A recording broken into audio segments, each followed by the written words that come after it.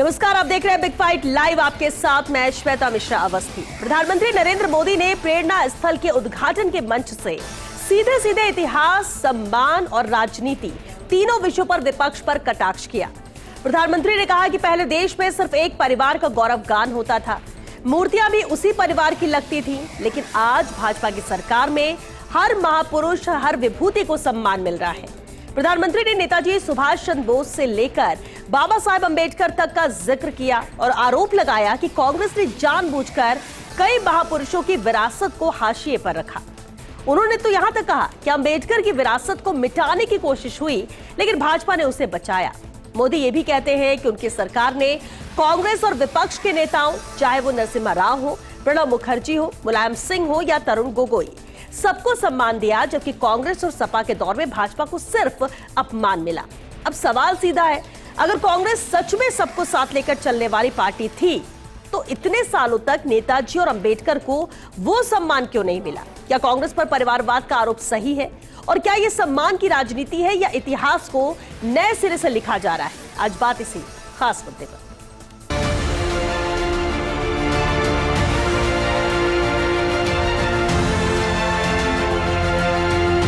भारत में हुए हर अच्छे काम को एक ही परिवार से जोड़ने की प्रवृत्ति पनपी।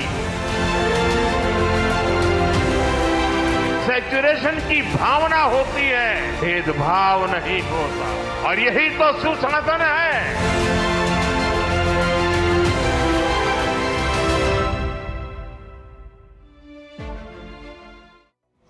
और चलिए इस खास मुद्दे पर चर्चा के लिए मेहमान हमारे साथ जुड़ चुके हैं। सबसे पहले उनसे रूबरू करा दें आपको। चर्चा में मौजूद है बीजेपी से सुरेश गर्ग जी। स्वागत है सुरेश जी आपका हमारे साथ। राजनीतिक विश्लेषक सुभाष शर्मा जी भी जुड़ चुके हैं। सुभाष जी आपका बहुत स्वागत है और कुछ ही देर में कांग्रेस प्रवक्ता भी हमारे साथ जुड़ेंगे। शुरुआत सुरेश गर्ग जी आपसे ही करते हैं। प्रधानमंत्री नरेंद्र मोदी ने सीधे सीधे कांग्रेस पर प्रहार किया, सवाल उठाया महापुरुषों के अनदेखी को लेकर, उन्हें सम्मान देने को लेकर, और जो उन्होंने कहा कि वाकई में कांग्रेस काल में जो होना चाहिए था, जिसने इतने साल तक राज किया, सम्मान की बात है विभूतियों की, उस काम को बीजेपी पूरा कर रही है। बिल्कुल सच बात है। बाबा साहब भीमराव अंबेडकर जी का अपमान कांग्रेस ने शुरू से करती आई है। आपने देखा होगा कि बाबा साहब भीमराव अंबेडकर जी को भारत रत्न कब मिला? जब हमारी सरकार आई है उसके बाद में। बाबा साहब भीमराव अंबेडकर जी का जन्मस्थली पे उनका स्मारक नहीं बनाना, उनको चुनाव में हराने का काम करना, ये कांग्रेस ने किया। अब आप ये देखिए कि जिन्होंने संविधान निर्माता है उनका अपमान कांग्रेस ने किया।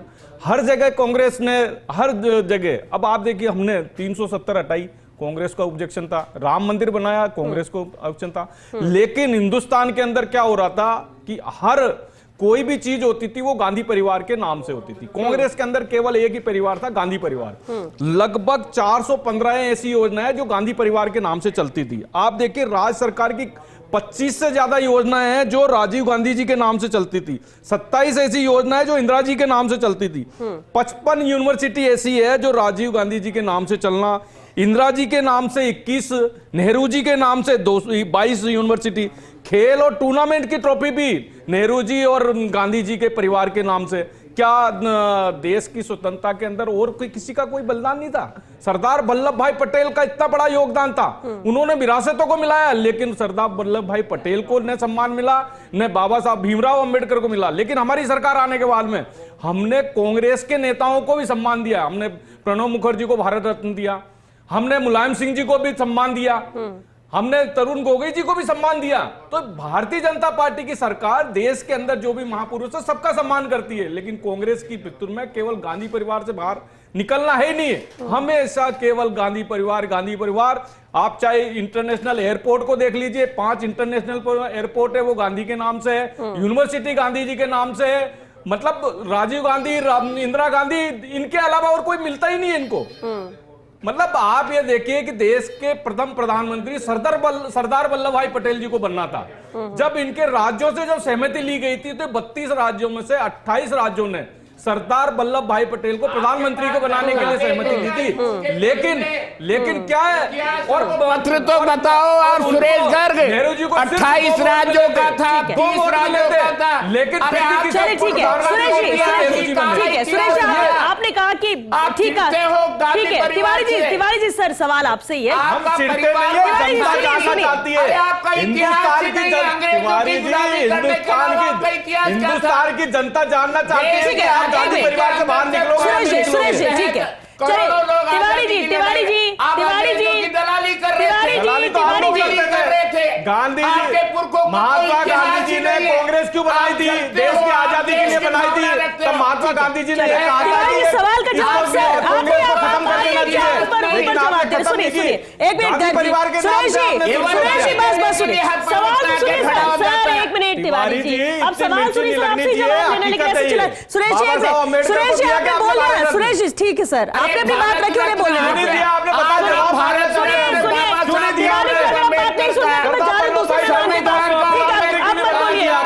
चलिए, मेरा सवाल सुभाष शर्मा जी आपसे है, क्योंकि तिवारी जी तो सवाल सुनना ही नहीं चाह रहे हैं। सुभाष शर्मा जी, प्रधानमंत्री नरेंद्र मोदी ने जो कहा, कांग्रेस पर सवाल उठाए, परिवारवाद को लेकर घेरा कांग्रेस को, विभूतियों का सम्मान नहीं मिला कांग्रेस सरकार में, ये उन्होंने कहा।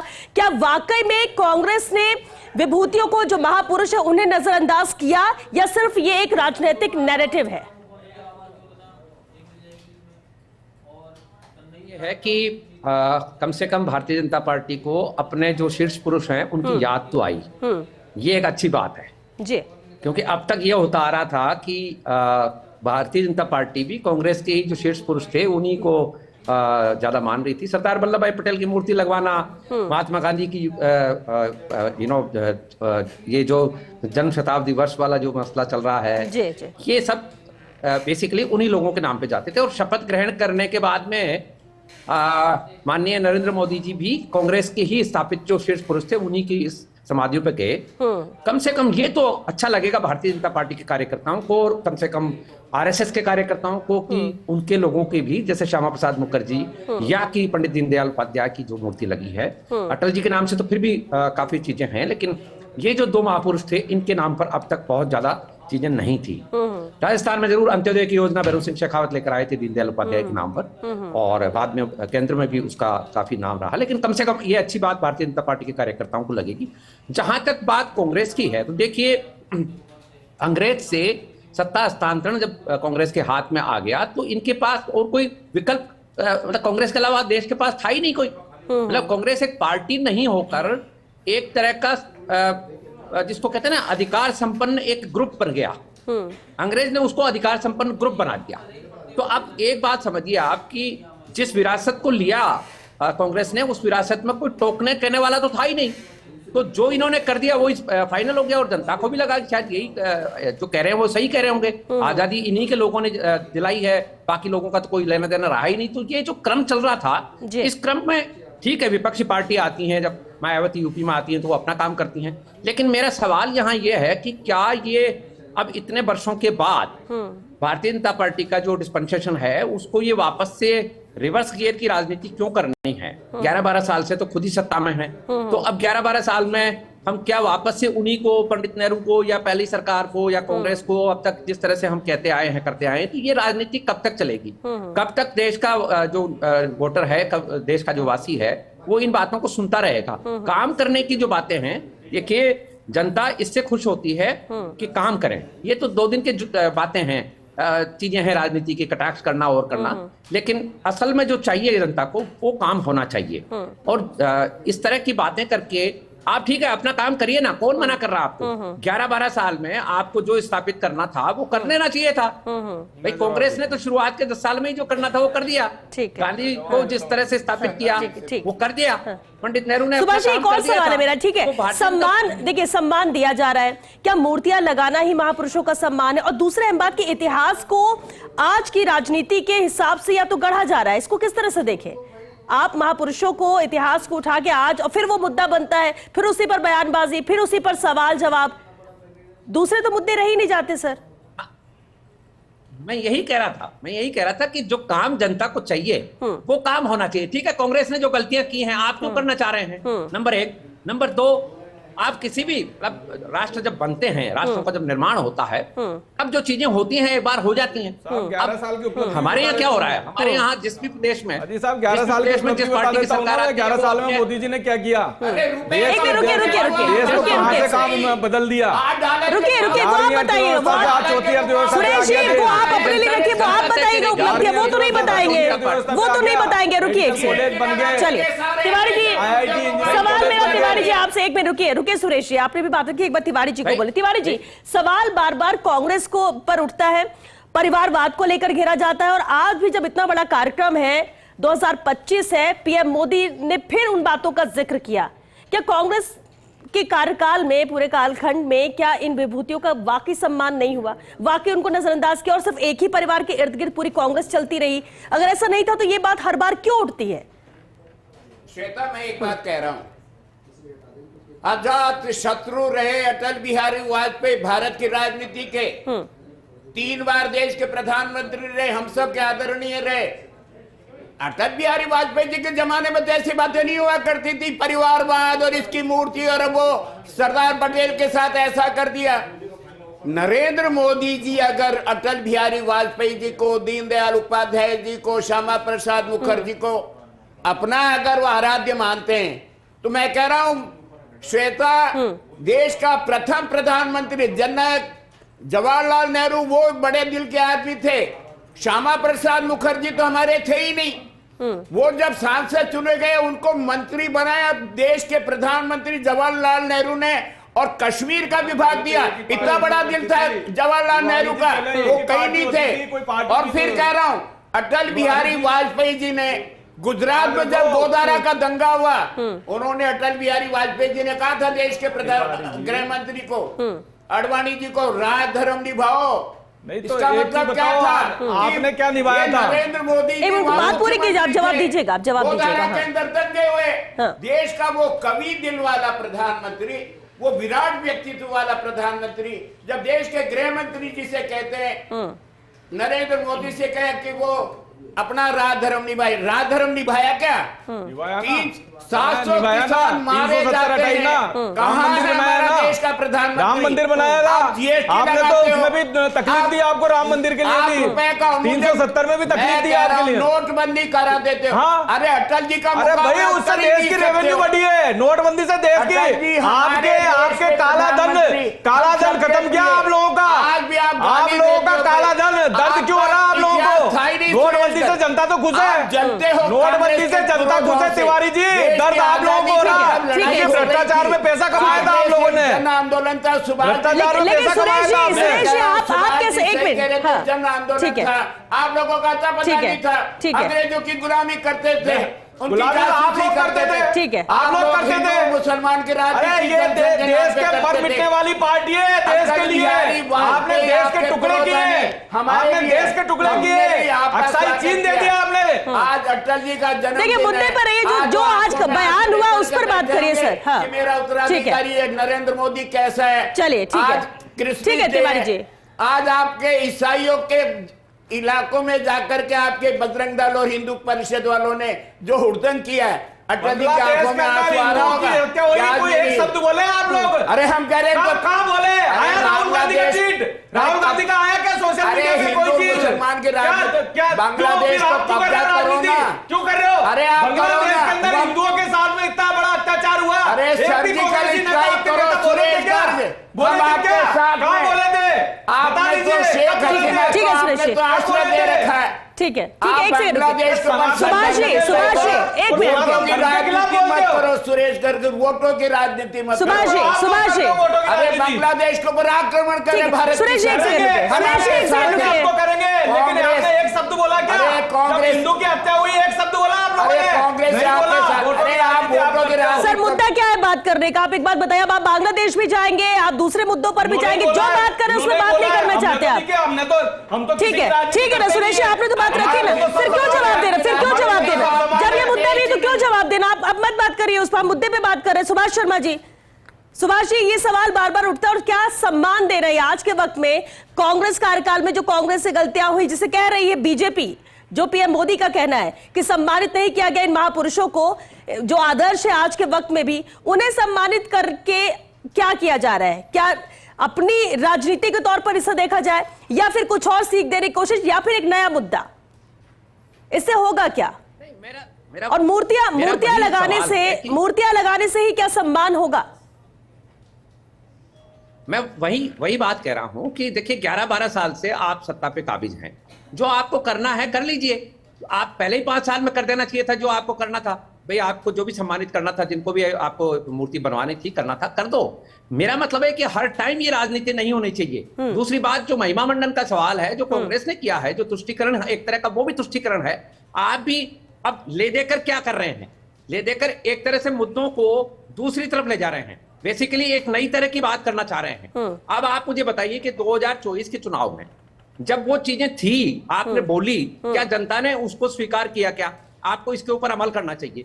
एक नंबर 2, ये जो आज अपने जो चेहरे हैं, आपके जो शीर्ष पुरुष हैं, उनको महिमा मंडित कर रहे हो आप, तो आप क्या मैसेज दे रहे हो? बेसिकली आप वही मैसेज दे रहे हो जो कांग्रेस ने दिया। तो इसका मायने ये है कि जो मुद्दों की राजनीति है उससे हटकर आप नई चीजों में उलझाना चाह रहे हो। लेकिन सुभाष जी, क्या आप इस बात से एग्री करेंगे? क्या आप इस बात से, एक सेकंड सुरेश जी, एक सेकंड रुकिए। उपलब्धियों सर अभी नहीं सुन सकते, सबको पता है। नहीं, मेरा सवाल सुभाष जी, एक सेकंड रुकिए सर। सुभाष जी, आपने बीजेपी की बात की और मूर्तियों लगाने को लेकर कि बहुत सारे मुद्दे, उस पर फोकस करना चाहिए, काम करना चाहिए। लेकिन दूसरी तरफ अगर कांग्रेस को लेकर, परिवारवाद को लेकर, गांधी परिवार के इर्द गिर्द ही सब कुछ चलता रहा, तो क्या वाकई में आप मानते हैं कि हाँ ऐसा हुआ है? गलतियां कांग्रेस से भी हुई हैं? कोई और बड़ा चेहरा, कोई बड़ा और नाम क्यों नहीं है कांग्रेस के अंदर? मैं क्या कह रहा हूं, मैं गलती नहीं कह रहा हूं, मैं कह रहा हूं कांग्रेस से ब्लंडर्स हुई हैं जी। कांग्रेस ने जो किया देशवासी भूला नहीं, जब तो इनको लेकर आए ही थे। आप बात ये समझिए कि कांग्रेस को चेंज करने की आवश्यकता क्या पड़ गई थी? कांग्रेस को सत्ता से हटाया क्यों जनता ने? जनता इनसे ऊब चुकी थी। इन्होंने जो ब्लंडर्स किए सबको पता है। कितनी योजनाएं इनके परिवारों के नाम से है, कितनी मूर्तियां इन्होंने लगाई हैं, कितने चौराहे, कितनी कॉलोनी, कितने नगर इन्होंने बसाए इन्हीं के नामों पर। ये सब जानती है जनता। मैं ये कह रहा हूं कि जनता से कुछ छुपा हुआ नहीं है। सत्ता से इनको अलग कर दिया, आज तक ये सत्ता में आने के लिए लालायित हो रहे हैं। इसका कारण क्या है? जनता ऊब चुकी है। अभी जो सरकार है, अभी जो शासन है, इसको इस बात से सबक लेना चाहिए कि भाई जो हमें काम करना चाहिए वो काम करें। बार बार कांग्रेस की गलतियों को गिनाने से कुछ नहीं होने वाला है।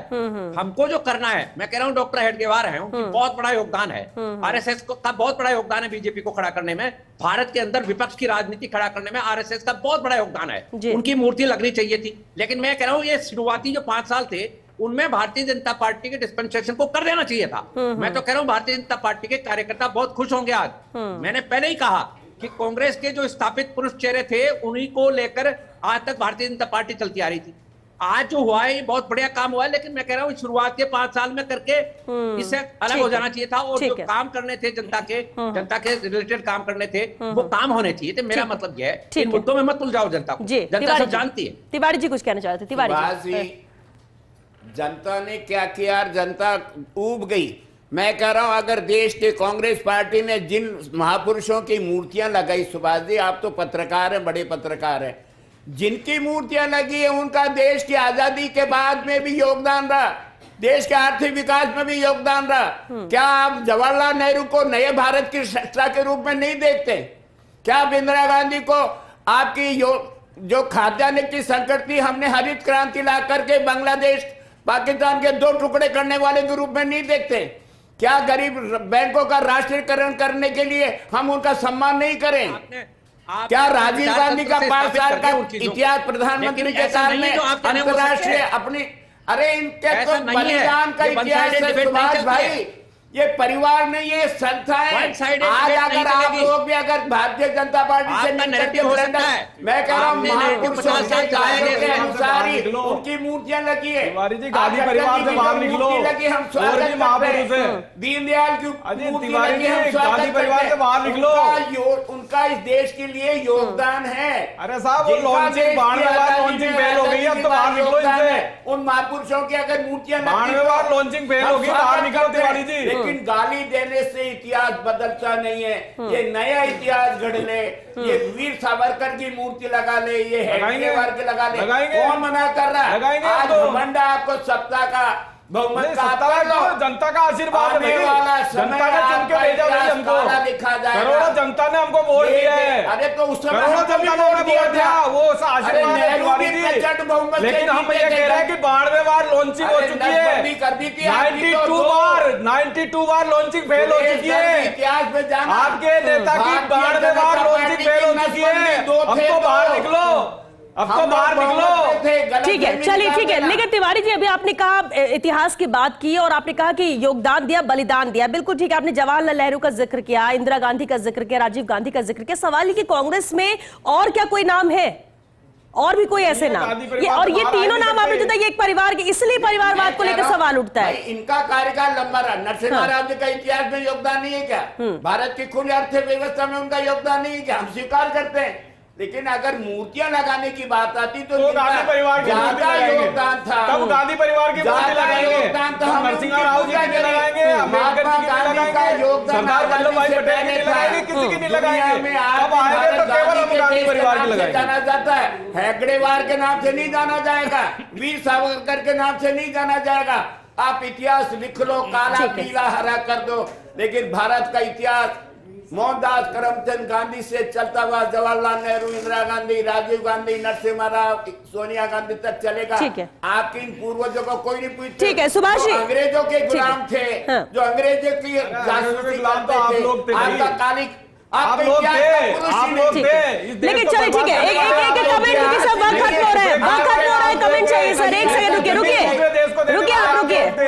सुरेश जी, वक्त खत्म हो रहा है, एक सेकंड रुकिए। सुभाष जी सवाल, एक मिनट रुकिए सर, रुकिए। अरे रुकिए सर, सुरेश जी रुकिए सर। सुभाष जी, सवाल ये कि देखिए, आप सम्मान की ये जो राजनीति हो रही, क्या ये देश को जोड़ने का काम कर रही है या इतिहास को राजनीतिक खेमों में बांटने का काम कर रही है? जी, मेरा भी तो जवाब सुन लो ना। इन्होंने बोल दिया, मैं कुछ तो मतलब आप सबके में बोलते हैं, इसलिए आपकी बात पास पहुंच नहीं पा रही, मैं आप बात ही नहीं सुन रहे। एक मिनट मैं लूंगी कमेंट आपसे। सुभाष जी, 50 साल तक जो नैरेटिव देश में चलाया गया, तो सरकार जिसके हाथ में होती है उसके पास बहुत पावर होता है। आज भी सरकार जो है उसके पास असीमित पावर है। भारत में खास तौर पर भारत जैसे देशों में सरकारों के पास बहुत पावर होते हैं, ये कुछ भी कर सकते हैं। तो 50 साल में जो नैरेटिव चलाया गया, वो नैरेटिव इतना दिमाग में बैठ गया लोगों के, क्योंकि it's very hard to learn but it's very harder to unlearn. ये बेसिक बात है। जनता में आज जो दराबंदी हो रही है उसका कारण है कि मैंने जो किताबें पढ़ी हैं मेरे बचपन में, मेरी स्कूल के उसमें, मेरे सिलेबस में, वो मुझे ये याद दिलाती है कि भाई आजादी किसने दिलाई? आजादी दिलाने वाले वही कि भाई गांधी का नाम आता है, पंडित नेहरू का नाम आता है। तो जो बाकी लोग थे, अभी वीर सावरकर की बात चल रही है, क्या ये देश वीर सावरकर से उन्नत हो सकता है क्या? या डॉक्टर हेडगेवार की जो पॉलिसी, जो डॉक्टर हेडगेवार ने जो दर्शन दिया, उससे उन्नत हो सकता है क्या देश? इसको क्यों भूल रही है कांग्रेस? जब ये धराबंदी होती है, कांग्रेस को भी ये चाहिए कि जो वाकई लोग काम करने वाले थे, चाहे भगत सिंह हो चाहे राजगुरु हो, उनको भी प्रॉपर सम्मान मिलना चाहिए। क्या कांग्रेस में नहीं होना ये साबित कर देता है कि वो राष्ट्र प्रेमी नहीं था या वो राष्ट्रभक्त नहीं था? क्या देश की स्वतंत्रता में उसका योगदान खत्म कर दिया जाए? ये कांग्रेस कहना चाहती है क्या? यही नैरेटिव 50 साल तक चलाया गया। इसी नैरेटिव को खंडन करती हुई जनता ने इनको पद से निकाल दिया। ठीक है, इसलिए मौका दूसरी पार्टी को दिया। ठीक है Suresh ji, final comment sir, Suresh ji. देखिए श्वेता जी, इन्होंने कहा कि 11 साल में क्या किया। 11 साल में हमने देश की अर्थव्यवस्था 11वें स्थान से 4थी अर्थव्यवस्था पे लिया है। जो 2 लाख करोड़ मतलब डिफेंस के अंदर 2 लाख करोड़ रुपए का बजट था, वो आज 8.5 लाख करोड़ रुपए का बजट हो गया है। हमने आप देखो एक्सपोर्ट के अंदर, देखिए मोबाइल एक्सपोर्ट के अंदर हम नंबर 1, दुनिया के नंबर 1 ठीक है सर, उपलब्धियां पता है सर, हब बनाने जा रहे हैं। ऑल इंडिया मेडिकल इंस्टीट्यूट बना दिए, मेडिकल कॉलेज बना दिए। अरे भाई, हमने तो इंफ्रास्ट्रक्चर का रेलवे के अंदर किस तरह का डेवलपमेंट कर दिया। रोड इंफ्रास्ट्रक्चर देख लीजिए, 55 करोड़ जनधन अकाउंट खोलना। गरीब लोगों ने कभी खाते नहीं देखे, बैंक देखा नहीं होगा। 55 करोड़ जनधन अकाउंट, 52 करोड़ मुद्रा लोन देके रोजगार के अवसर पैदा करना। आप ये देखिए कि हमने इतने काम किए हैं कि गिनाते, मतलब आप देखो, आप महिलाओं के लिए शौचालय बनाना, उज्ज्वला योजना के अंदर 450 रुपए में सिलेंडर देना। हो गया सर, वक्त खत्म हो गया। शुक्रिया आप सभी का इस चर्चा में शामिल होने के लिए। अब देखिए, दशकों तक कांग्रेस राज की, कांग्रेस ने क्या काम किया, और 11 साल से अभी बीजेपी सरकार है वो अपने स्तर पर यहां पर काम कर रही है। लेकिन अहम ये हो जाता है कि क्या कांग्रेस सरकार में वाकई महापुरुषों को नजरअंदाज किया गया या उन्हें सम्मान मिला है? और अगर नहीं, तो आज बीजेपी की सरकार है केंद्र में और लगातार सम्मानित करें पुरुषों को और अलग अलग विकास के काम हो रहे हैं जिसमें इन्हें भी याद किया जा रहा है, इनकी मूर्तियां लगाई जा रही है और ये बताया जा रहा है, बताने की कोशिश की जा रही है कि इन्हें सम्मान मिलना चाहिए था, लेकिन कांग्रेस सरकार में नहीं हुआ। अच्छी बात है, बदलाव होना चाहिए विकास की दिशा में और इन सभी महापुरुषों को याद रखना चाहिए ताकि आज की युवा पीढ़ी, आने वाली पीढ़ियां भी इन्हें समझे, जाने। लेकिन इनके साथ साथ जब विकास की बात होती है, मूलभूत सुविधाओं की बात होती है, जरूरतों की बात होती है, तो सरकार को उतना ही फोकस उन मुद्दों पर भी करना चाहिए। यह जरूरी है जिसका आम जनता, जो सीधे आम जन से सरोकार रखते हैं, जिसे का इंतजार आम जन को है। अब देख रहे होगा कि इन मूर्तियों के साथ, इस विकास के साथ कैसे उनका भी ख्याल सरकार करती है और कितनी ये उनकी प्राथमिकता में रहता है। चलिए 6 बिग फाइट लाइव में आज के लिए बस इतना है। नमस्कार।